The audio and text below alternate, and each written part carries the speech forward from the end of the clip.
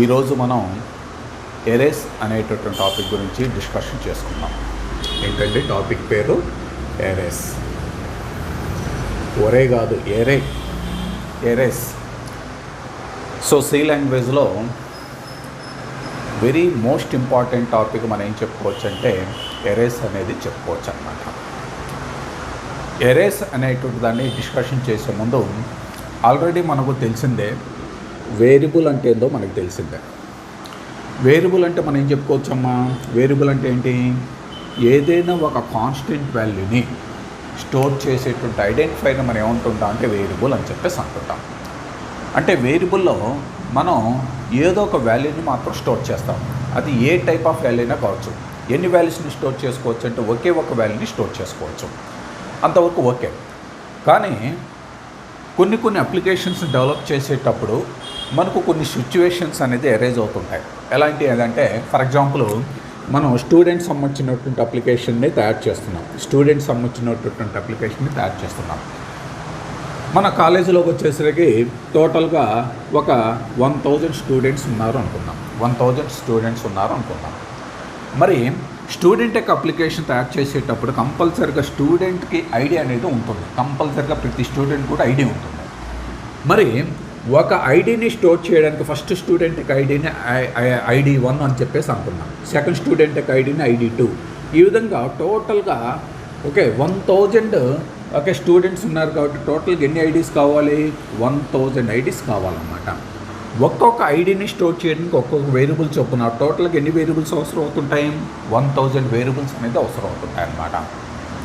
ఈ విధంగా స్టూడెంట్ యొక్క ఐడి కోసమే మనం 1000 వేరియబుల్స్ని క్రియేట్ చేసేస్తే మన ప్రోగ్రామ్ అనేది చాలా కాంప్లెక్స్గా మారిపోతుంది అన్నమాట. కాబట్టి ఇది అంత పర్ఫెక్ట్ సొల్యూషన్ కాదన్నమాట. ఇది అంత కరెక్ట్ అయినటువంటి సొల్యూషన్ కాదు. సో అటువంటి ఉద్దేశంతో దీన్ని ఓవర్కమ్ చేయడానికి మనకు వేరే టాపిక్ ఉంది. దాన్ని వచ్చేసరికి సి లాంగ్వేజ్లోకి వచ్చేసరికి మనం ఏం చెప్పుకుంటాం అంటే ఎరేస్ అని చెప్పేసి చెప్పుకోవచ్చు అనమాట. సో ఎరేస్ అంటే ఏంటంటే it is a derived data type అని చెప్పేసి చెప్పుకోవచ్చు అనమాట. ఓకే, సో ఏమని చెప్పుకోవచ్చు? An array is derived data type అని చెప్పేసి చెప్పుకోవచ్చు అనమాట. అంటే ఇంట్ అనేది ఏ విధంగా డేటా టైపో, క్యార్ అనేది ఏ విధంగా డేటా టైపో, కాకపోతే వాటిని వచ్చేసరికి primary data types or primitive data types అంటుంటాం. కాకపోతే ఎరేస్ని వచ్చేసి మనం ఏమంటుంటాం అంటే డిరైవ్డ్ డేటా టైప్ అని చెప్పేసి అంటుంటాం. మరి ఎరేని ఏ పర్పస్ కోసం యూజ్ చేస్తుంటారంటే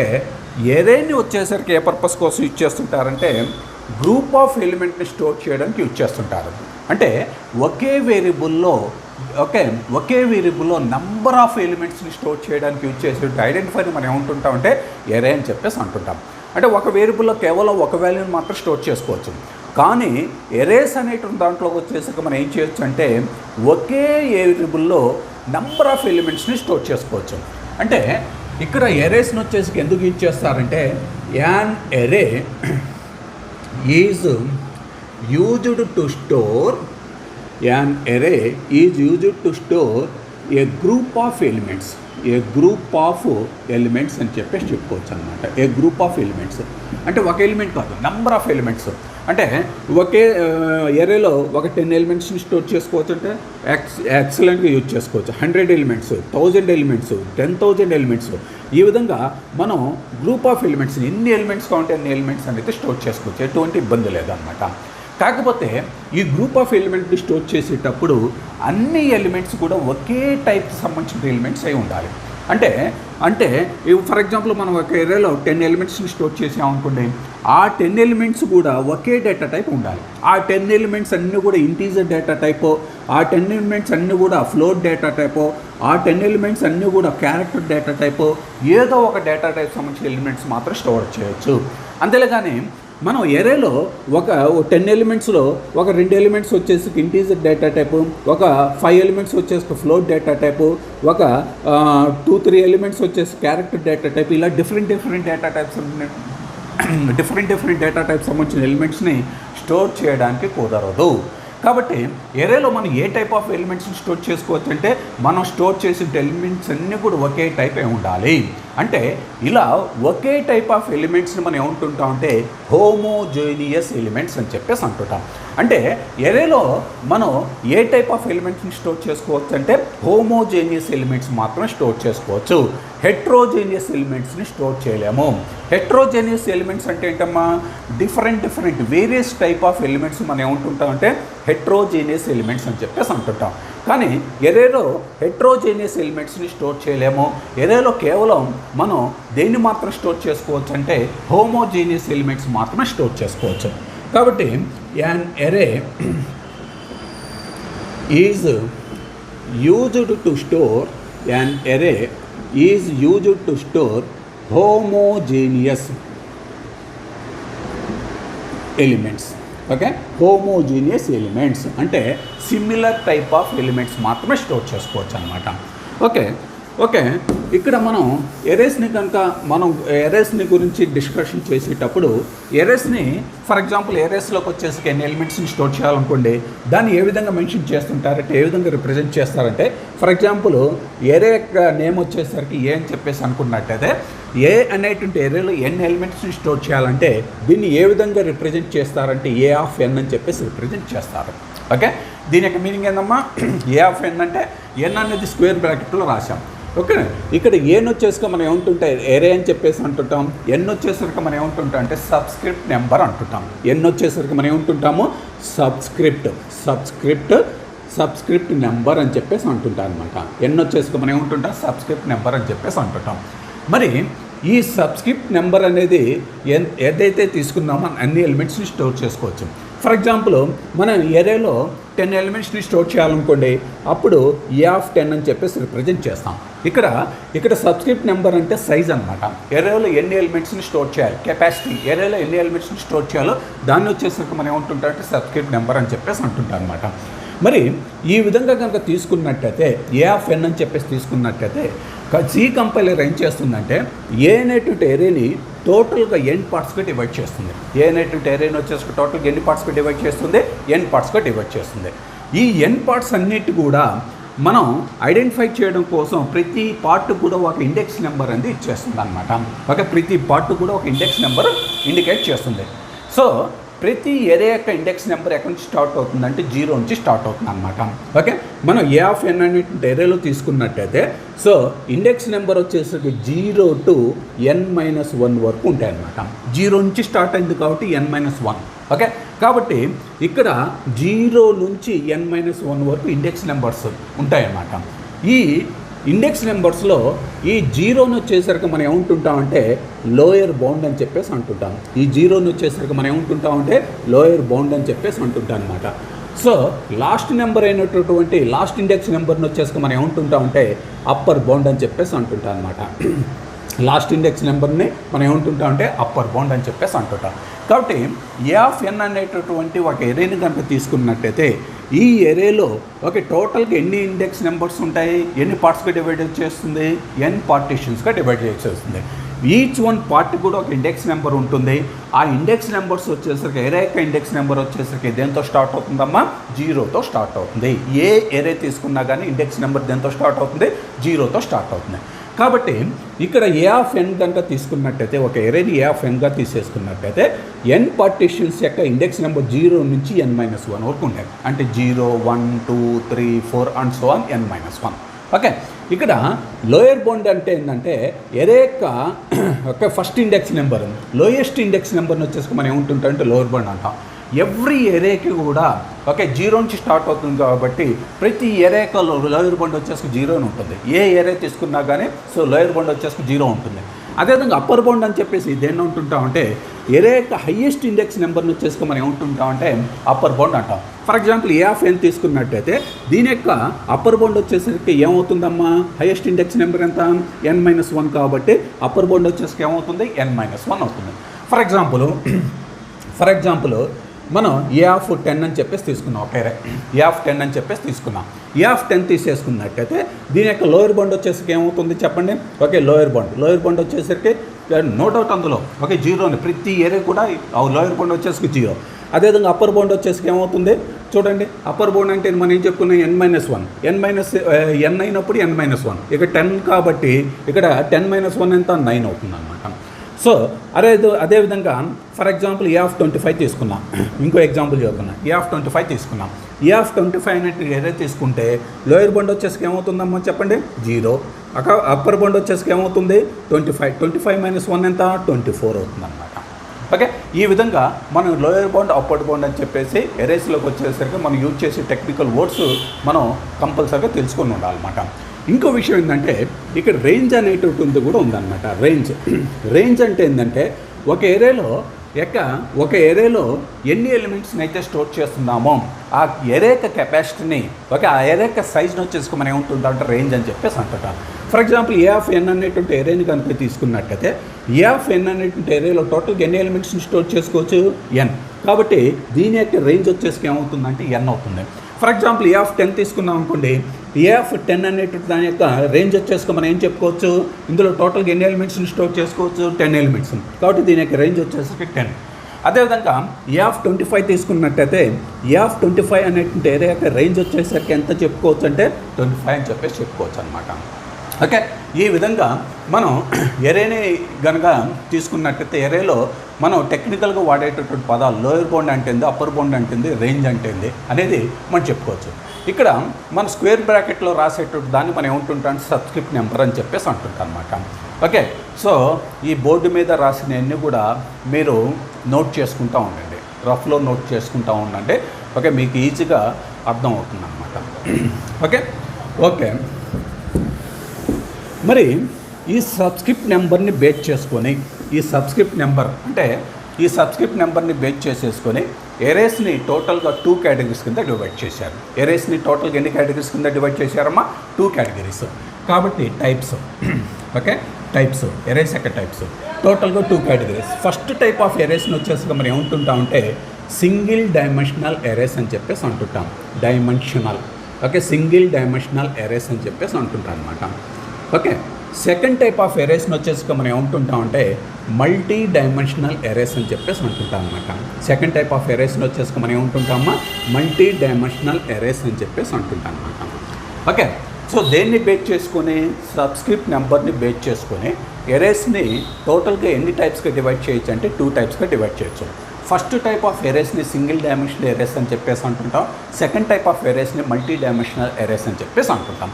మరి సింగిల్ డైమెన్షనల్ ఎరేస్ని వచ్చేసరికి మనం ఇంకో పేరుతో పిలవచ్చు, అదేంటంటే 1 డైమెన్షనల్ ఎరేస్ అని చెప్పేసి కూడా అనవచ్చు అనమాట. సింగిల్ డైమెన్షనల్ ఎరేస్ని ఇంకో పేరుతో పిలవచ్చు, అదేంటంటే సింగిల్ సబ్స్క్రిప్టెడ్ వేరియబుల్ అని చెప్పేసి కూడా అనవచ్చు.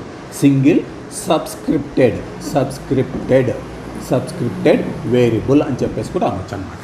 ఓకే, జనరల్గా 1 dimensional single dimensional 1D area అని కూడా అనవచ్చు అనమాట. ఓకే, ఈ విధంగా మన ఎరేస్ని వచ్చేసరికి టోటల్గా 2 టైప్స్గా డివైడ్ చేయొచ్చు. Single dimensional erase, multi dimensional erase, ఈ విధంగా 2 టైప్స్గా డివైడ్ చేయొచ్చు. మన మల్టీ డైమెన్షన్ గురించి మనం తర్వాత డిస్కషన్ చేసుకుందాం. ప్రజెంట్ వచ్చేసరికి మనం దేని గురించి డిస్కషన్ చేసుకుందాం అంటే సింగిల్ డైమెన్షనల్ ఎరేస్ గురించి మనం డిస్కషన్ చేసేసుకుందాం. సో ఫస్ట్ టైప్ వచ్చేసి మనం ఏం చెప్పుకోవచ్చమ్మా సింగిల్ డైమెన్షనల్ ఎరేస్ అని చెప్పేసి చెప్పుకోవచ్చు. చూడండి, సింగిల్ డైమెన్షనల్ ఎరేస్ అని చెప్పేసి వేటిని అంటుంటారంటే మనం ఒక ఎరేని క్రియేట్ చేసేటప్పుడు ఒకే ఒక సబ్స్క్రిప్ట్ నెంబర్తో క్రియేట్ చేస్తే ఒకే ఒక సబ్స్క్రిప్ట్ నెంబర్ కలిగినటువంటి ఎరేస్ని మనం ఏమంటుంటామంటే సింగిల్ డైమెన్షనల్ ఎరేస్ అని చెప్పేసి అంటుంటాం. ఓకే, సో జాగ్రత్తగా అబ్జర్వ్ చేయండి. ఓకే, చాలా ఇంపార్టెంట్ పాయింట్స్ అనమాట. ఓకే, ఎరేస్ అనేది చాలా ఇంపార్టెంట్ పాయింట్స్ అనమాట. ఓకే, చూడండి, సింగిల్ డైమెన్షనల్ ఎరేస్ అని చెప్పేసి వేటిని అంటుంటామా ఏదైనా ఒక ఎరేని క్రియేట్ చేసేటప్పుడు కేవలం ఒకే ఒక సబ్స్క్రిప్ట్ నెంబర్తో కనుక క్రియేట్ చేస్తే లేదా ఒకే ఒక సబ్స్క్రిప్ట్ నెంబర్ కలిగినటువంటి ఎరేస్ని మనం ఏమంటుంటాం అంటే సింగిల్ డైమెన్షనల్ ఎరేస్ అని చెప్పేసి అంటుంటాం అన్నమాట. మరి ఇక్కడ మనం ఈ సింగిల్ డైమెన్షనల్ ఎరేస్ని మనం ఎలా క్రియేట్ చేయాలి, దాని యొక్క సింటాక్స్ ఏంది, జనరల్ ఫామ్ ఏంది అనేది కనుక చూసినట్టయితే సింగిల్ డైమెన్షనల్ ఎరేస్ యొక్క జనరల్ ఫామ్ వచ్చేసి ఎలా రాస్తుంటాం అంటే ఫస్ట్ డేటా టైప్ రాసేస్తాం. ఫస్ట్ ఏం రాస్తామమ్మా డేటా టైప్ రాసేస్తాం. తర్వాత స్పేస్ యారే నేమ్ ఇండికేట్ చేస్తాం అనమాట. యారే నేమ్ రాసేస్తాం ఏదో ఒకటి ఐడెంటిఫికేషన్ కోసం. తర్వాత స్క్వేర్ బ్రాకెట్లో సైజ్ అనేది ఇండికేట్ చేస్తాను అనమాట. తర్వాత సెమీకోలన్. ఇక్కడ ఒకే ఒక్క సబ్స్క్రిప్ట్ నెంబర్ అంటే సైజు స్క్వేర్ బ్రాకెట్లో ఉన్నదాన్ని సబ్స్క్రిప్ట్ నెంబర్ అంటారు కదా. సో కేవలం ఒకటే ఉండాలి, అంటే 2 లేదా అంతకంటే ఎక్కువ ఉండకూడదు అనమాట. ఓకే, కాబట్టి సింగిల్ డైమెన్షన్ అంటే ఒకే ఒక సబ్స్క్రిప్ట్ నెంబర్ ఉండాలన్నమాట. ఫర్ ఎగ్జాంపుల్ నేను ఒక ఎగ్జాంపుల్ చెబుతున్నాను చూడండి. ఓకే, డేటా టైప్ నేను ఏదో ఒకటి నేను ఇంట్ అని చెప్పేసి తీసుకుంటున్నాను. డేటా టైప్ ఏం తీసుకున్నానమ్మా, ఇంట్ అని చెప్పేసి తీసుకున్నాను. తర్వాత ఇది ఏం లేదు, జస్ట్ మీరు సింటాక్స్ చూస్తూ రాయండి. ఓకే, స్పేస్, కాబట్టి స్పేస్ ఇచ్చాను. యారే నేమ్ అంటే మన ఇష్టం వచ్చినటువంటి పేరు, ఏదో ఒకటి పేరు. నేను సింపుల్గా ఉంటుందని ఏ అని చెప్పేసి పేరు పెట్టాను. యారే నేమ్ ఏ అని చెప్పేసి పేరు పెట్టాను. తర్వాత స్క్వేర్ బ్రాకెట్ సైజు, మనం టోటల్గా 5 ఎలిమెంట్స్ని స్టోర్ చేయాలంటే 5, లేకపోతే 10 ఎలిమెంట్స్ని స్టోర్ చేయాలంటే 10 అని చెప్పేసి తీసేసుకోవాలి. సింపుల్గా నేను 5 అని చెప్పేసి తీసుకుంటాను. ఈ విధంగా మన సింగిల్ డైమెన్షన్ అరేస్ని క్రియేట్ చేయడానికి మనం జనరల్ ఫామ్ వచ్చేసి ఈ విధంగా రాయొచ్చు అనమాట. ఇక్కడ ఏమవుతుందంటే ఇక్కడ ఏ అనేది ఒక ఏరే. ఏ అనేది ఏంటమ్మా, ఒక ఏరే. ఈ ఏ అనేటువంటి ఏరేలో ఏ టైప్ ఆఫ్ ఎలిమెంట్ని స్టోర్ చేసుకోవచ్చు, ఇంటీజర్ టైప్ ఆఫ్ ఎలిమెంట్స్ మాత్రం స్టోర్ చేసుకోవచ్చు. ఏ అనేటువంటి ఏరేలో ఏ టైప్ ఆఫ్ ఎలిమెంట్స్ని స్టోర్ చేసుకోవచ్చు, ఇంటీజర్ టైప్ ఆఫ్ ఎలిమెంట్ని స్టోర్ చేసుకోవచ్చు. అదే విధంగా ఈ ఏ అనేటువంటి ఏరేలో టోటల్గా ఎన్ని వాల్యూస్ని స్టోర్ చేసుకోవచ్చు, ఇక్కడ స్క్వేర్ బ్రాకెట్లో ఎంత ఉంది, 5 ఉంది. 5 ఎలిమెంట్స్ని స్టోర్ చేసుకోవచ్చు. అంటే ఇక్కడ ఏ అనేటువంటి ఏరేలో ఇంటీజర్ టైప్ ఆఫ్ ఎలిమెంట్స్ 5 ఎలిమెంట్స్ని స్టోర్ చేసుకోవచ్చు అని దీని యొక్క మీనింగ్. ఆల్రెడీ మనకు తెలుసు. ఓకే, ఒక ఇంటీజర్ వాల్యూని స్టోర్ చేయాలి అంటే స్టోర్ చేయడానికి ఓకే ఎన్ని బైట్స్ ఆఫ్ మెమరీ కావాలి, 2 బైట్స్ ఆఫ్ మెమరీ కావాలి. మరి అలాంటిది 5 ఇంటీజర్ వాల్యూస్ని స్టోర్ చేయాలంటే ఓకే ఒక ఇంటీజర్ వాల్యూని స్టోర్ చేయడానికి 2 బైట్స్ ఆఫ్ మెమరీ కావాలి. అలాంటిది 5 ఇంటీజర్ వాల్యూస్ని స్టోర్ చేయడానికి ఎన్ని బైట్స్ ఆఫ్ మెమరీ కావాలి, 10 బైట్స్ ఆఫ్ మెమరీ కావాలి. ఓకే, కాబట్టి ఇక్కడ ఏం జరుగుతుందంటే ఇక్కడ సి కంపైలర్ ఏం చేస్తుందంటే ఏ అనేటటువంటి ఒక ఎరేని క్రియేట్ చేస్తుంది. టోటల్గా ఎంత బైట్స్ ఆఫ్ మెమరీ రిజర్వ్ అవుతుందంటే 10 బైట్స్ ఆఫ్ మెమరీ రిజర్వ్ చేస్తుంది. ఓకే, టోటల్గా ఎన్ని బైట్స్ ఆఫ్ మెమరీ రిజర్వ్ చేస్తుంది, 10 బైట్స్. ఈ 10 బైట్స్ కూడా నేను ఇందాక చెప్పాను. ఓకే, ఇక్కడ సబ్స్క్రిప్ట్ నెంబర్ ఎంత అవుతుందో అన్ని పార్ట్స్కి డివైడ్ చేస్తుందని. ఇక్కడ సబ్స్క్రిప్ట్ నెంబరు కెపాసిటీ సైజ్ వచ్చేసి 5 ఉంది కాబట్టి ఈ 10 బైట్స్ని 5 పార్ట్స్గా డివైడ్ చేస్తుంది. ఓకే, 1 2 3 4 5. ఓకే, అదేవిధంగా మనం ఇందాక ఆల్రెడీ చెప్పుకున్నాం. సో ప్రతి పార్టీషన్ కూడా ఒక ఇండెక్స్ నెంబర్ ఇస్తుంది. ఓకే, ఇండెక్స్ నెంబర్ దేంతో స్టార్ట్ అవుతుందని చెప్పాను, 0తో స్టార్ట్ అవుతుంది. కాబట్టి ఫస్ట్ పార్టీషన్కి 0, సెకండ్ పార్టీషన్కి 1, ఓకే థర్డ్ పార్టీషన్కి 2, ఫోర్త్ పార్టీషన్కి 3, ఫిఫ్త్ పార్టీషన్కి 4. ఈ విధంగా 0 to 4 వరకు 5 ఇండెక్స్ నెంబర్స్ కేటాయించింది అనమాట. ఒక్కొక్క పార్టీషన్ 2 బైట్స్ చొప్పున టోటల్గా 10 బైట్స్ ఆఫ్ మెమరీ. ఇది టోటల్గా ఎన్ని బైట్స్ అమ్మా, 10 బైట్స్ అనమాట. ఓకే, ఈ విధంగా మనకు కంప్యూటర్లో సి కంపైలర్ వచ్చేసరికి ఈ విధంగా 5 పార్ట్స్గా డివైడ్ చేస్తుంది అనమాట. అంటే ఇక్కడ ఒక ఇంటీజర్ వాల్యూ స్టోర్ చేసుకోవచ్చు, ఇక్కడ ఇంటీజర్, ఇక్కడ ఒక ఇంటీజర్, ఇక్కడ ఒక ఇంటీజర్, ఇక్కడ అంటే వేరియబుల్ ఒకటే. చూడండి, ఏ అనేటువంటి వేరియబుల్లోనే టోటల్గా 5 ఎలిమెంట్స్ని స్టోర్ చేసుకోవచ్చు. ఒకవేళ 100 ఎలిమెంట్స్ని స్టోర్ చేయాలనుకోండి, ఇంటూ ఏ ఆఫ్ 100 అన్నట్టు. ఓకే, సో అదేవిధంగా మనం 10,000 ఎలిమెంట్స్ని స్టోర్ చేయాలనుకోండి, ఇంటూ ఏ ఆఫ్ 10,000 అంటే సో 10,000 పార్టీషన్స్గా డివైడ్ అవుతుంది అనమాట.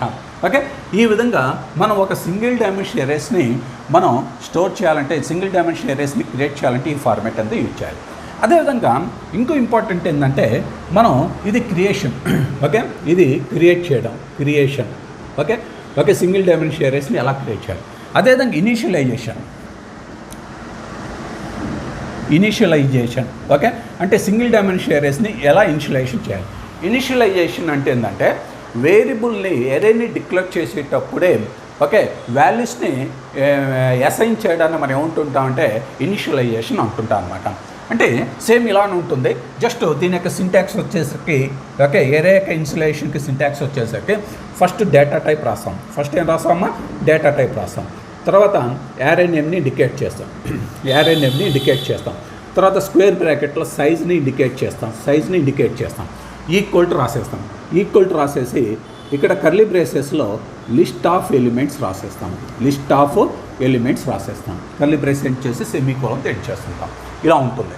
ఓకే, తర్వాత దీన్ని మనం కనుక ఇంకా క్లారిటీగా కావాలంటే ఎగ్జాంపుల్ చెప్పుకున్నట్టయితే సిందాట్లో ఎగ్జాంపుల్ ప్రకారమే డేటా టైప్ ఇంట్ అని చెప్పేసి తీసుకుంటున్నాము, ఎరే నేమ్ ఏ అని చెప్పేసి తీసుకుంటున్నాను, సైజ్ 5 అని చెప్పేసి తీసుకున్నాను. అంటే ఇక్కడ టోటల్గా 5 ఎలిమెంట్స్ని మనం ఇక్కడ ఇవ్వాలన్నమాట. ఏ ఎలిమెంట్స్ని అయితే స్టోర్ చేయాలో ఆ 5 ఎలిమెంట్స్. ఫర్ ఎగ్జాంపుల్ నేను 10, 20, 30, 40, 50 మీ ఇష్టం వచ్చినటువంటి 5 ఎలిమెంట్స్, ఎనీ 5 ఎలిమెంట్స్ ఇవ్వచ్చు అనమాట. ఇలా ఇచ్చేస్తే ఏమవుతుందంటే సో ప్రీవియస్గా మనం చెప్పుకున్నటువంటి దాని ప్రకారం ఏ అనేటువంటి వేరియబుల్ వచ్చేసరికి టోటల్గా 10 బైట్స్ ఆఫ్ మెమరీ రిజర్వ్ అవుతుంది. ఈ 10 bytes 5 partition 1, 2, 3, 4, 5. So index number 0, 1, 2, 3, 4. Okay. So ఇందులో ఫస్ట్ వాల్యూ ఎంతమ్మా 10. ఈ 10 అనేది ఫస్ట్ పార్టీషన్లో స్టోర్ అవుతుంది. సెకండ్ వాల్యూ 20 అనేది సెకండ్ పార్టీషన్లో. థర్డ్ వాల్యూ 30 అయినటువంటి థర్డ్ పార్టీషన్లో. 40, 50 ఇలా ఒక్కొక్క ఎలిమెంట్ ఒక్కొక్క దాంట్లో స్టోర్ అవుతుంది అన్నమాట, ఒక్కొక్క పార్టీషన్లో స్టోర్ అవుతుంది. ఇప్పుడు ఈ వాల్యూ 30 అనే వాల్యూని మేము మెన్షన్ చేయాలంటే ఎలా మెన్షన్ చేయాలి? A(2) అని చెప్పేసి మెన్షన్ చేయాలి. ఓకే. A(2) అని చెప్పేసి అంటే 30ని రిప్రజెంట్ చేస్తుంది. ఒకవేళ A(4) అని చెప్పేసి మనం మెన్షన్ చేసాం అనుకోండి, దేన్ని రిప్రజెంట్ చేస్తుంది? 50. అంటే ఏ అనేటటువంటి ఎరేలోనే 4 అంటే సో 4th ఇండెక్స్ నెంబర్ 4లో ఏ వాల్యూ ఉంది? ఓకే. సో 50 ఉంది కాబట్టి 50 అని చెప్పేసి రిప్రజెంట్ చేస్తుంది. ఇందాక క్రియేషన్ ఉన్నప్పుడు జస్ట్ మెమరీని మాత్రమే అలాట్ చేస్తుంది, అందులో వాల్యూస్ మాత్రం లేవు అనమాట. కానీ ఇప్పుడు వచ్చేసరికి మెమరీతో పాటు అందులో వాల్యూస్ కూడా అలాట్ చేస్తుంది. ఓకే. దీన్ని వచ్చేసరికి మనం ఇనిషియలైజేషన్ అని చెప్పేసి అంటుంటాం. కాబట్టి ఎరేస్ అనేటువంటి దాంట్లో మన ఎరేస్ అంటే ఏంది? ఓకే. సో ఎరేని ఎందుకు యూజ్ చేస్తుంటారు, దాని యొక్క టైప్స్, అందులో సింగిల్ డైమెన్షన్ ఎరేస్ని ఎలా క్రియేట్ చేయాలి, అదేవిధంగా సింగిల్ డైమెన్షన్ ఎరేస్ని ఎలా ఇనిషియలైజేషన్ చేయాలి అనేది ఈ విధంగా మనం చెప్పుకోవచ్చు అన్నమాట. చూడండి అమ్మా, మొత్తం కూడా ఒకసారి నోట్ చేసుకోండి. నోట్ చేసుకున్నట్టయితే మీకు ఇబ్బంది లేకుండా ఉంటుంది. ఓకే. ఒకసారి నోట్ చేసుకోండి.